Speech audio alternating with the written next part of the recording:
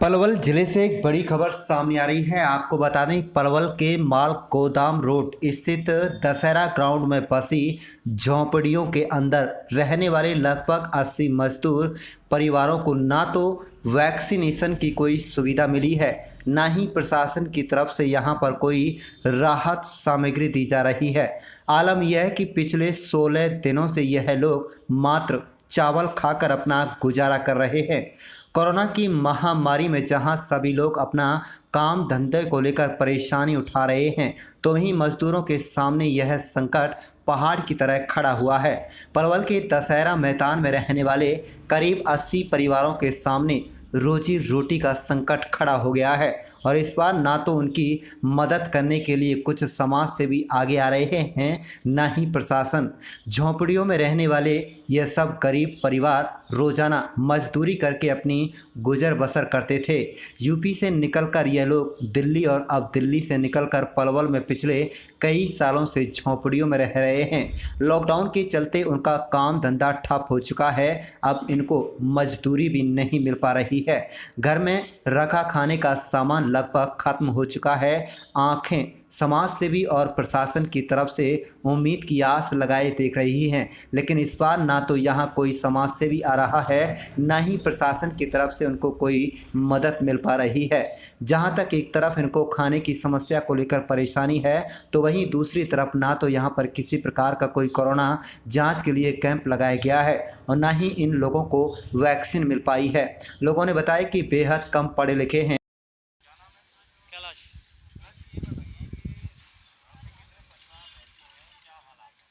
हालात तो सर जी वही यही है कि इधर तो झुग्गियों में भारत तो कुछ नहीं है, ऐसा कुछ नहीं है यहाँ पे। बाकी ये है कि साहब हम तो छोटे छोटे मजदूर आदमी है, वैसे भूखे मर रहे हैं। वैसे मान लो हमारे लिए कोई गवर्नमेंट इतने सूचना नहीं कर रही है। पहले लॉकडाउन में खाना पीना आता रहता था। अब तो जब से लॉकडाउन लगा हुआ कोई पूछ के राजी नहीं है। कोई यही नहीं कहता कौन आदमी कहाँ मर रहा है, कोई खा रहा है, कोई पी रहा है। बच्चे भी हमारे छोटे छोटे, उनको भी देखने पड़ता है, थोड़ा निकलना पड़ता है मजबूरी में हमारे लिए। मजदूरी करने के लिए अगर मजदूरी नहीं करेंगे तो हम खाएंगे क्या, बच्चों को क्या खिलाएंगे? ऐसा कुछ नहीं, नहीं कुछ भी नहीं हुआ। रिंकू जी।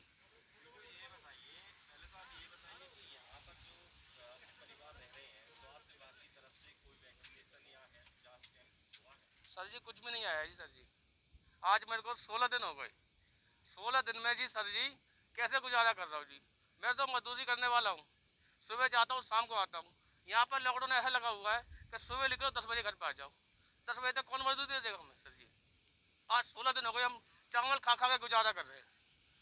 मिल जाए जैसे जैसे खा लेते बाबू जी, नहीं मिले कोई बात ही नहीं है।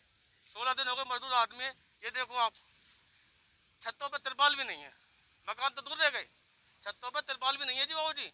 कल ऐसी बरसात आई बाबू जी, एक खाट पे पूरा परिवार सोया, वो भी तिरपाल डाल के ऊपर। झुग्गी में तिरपाल भी नहीं है बाबू जी, आप खुद आके देख लो।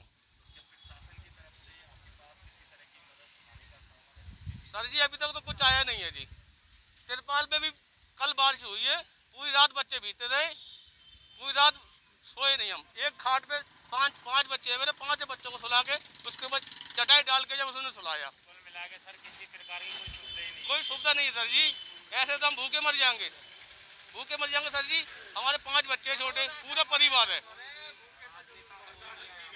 हमारे पास सर जी कोई भी नहीं आया अभी तक। अभी तक कोई सुविधा नहीं है जी। कोई सर जी अभी तक कोई सुविधा नहीं, कुछ भी नहीं आया। 16 दिन हो गए, घर से बाहर नहीं निकल देते पुलिस वाले। अगर 10 बजे के बाद निकले तो पुलिस वाले डंडे मारते हैं, अगर सब्जी लेने जाओ फिर भी डंडे मारते हैं। अब हम 16 दिन से चावल खा के गुजारा करें सर जी। 16 दिन से चावल ही चावल खा रहे हैं जी, जो हमारे पहले के रखे हुए थे। अगर वो नहीं होते तब तो भूखे मर लेते सर। राजू।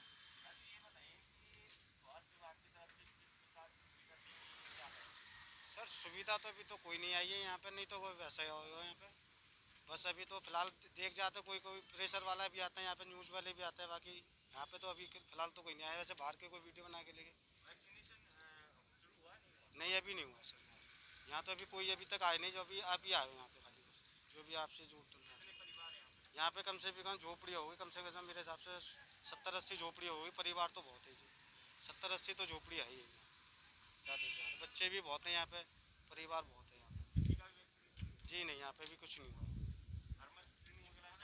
जी नहीं, यहाँ यहाँ पे परेशानी तो जी अभी तो फिलहाल तो ऐसी ही है जी। ऐसे किसी को इतनी तबीयत वैसे कुछ नहीं हुआ है। सर यहाँ पे 70-80 झोपड़ियाँ हैं और यहाँ पे सर कोई सुविधा तो पहले नंबर आई नहीं है अभी तक। जो स्कीम आती है तो पहले नंबर यहाँ पे खुलती नहीं है।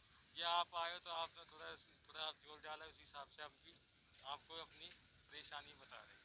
वैक्सीनेशन नहीं मिली है यहाँ पे लोगों को? नहीं मिली सर। छोटे बच्चे भी रहते हैं? छोटे बच्चे भी हैं, जवान भी हैं, बुजुर्ग भी हैं, सारे हैं।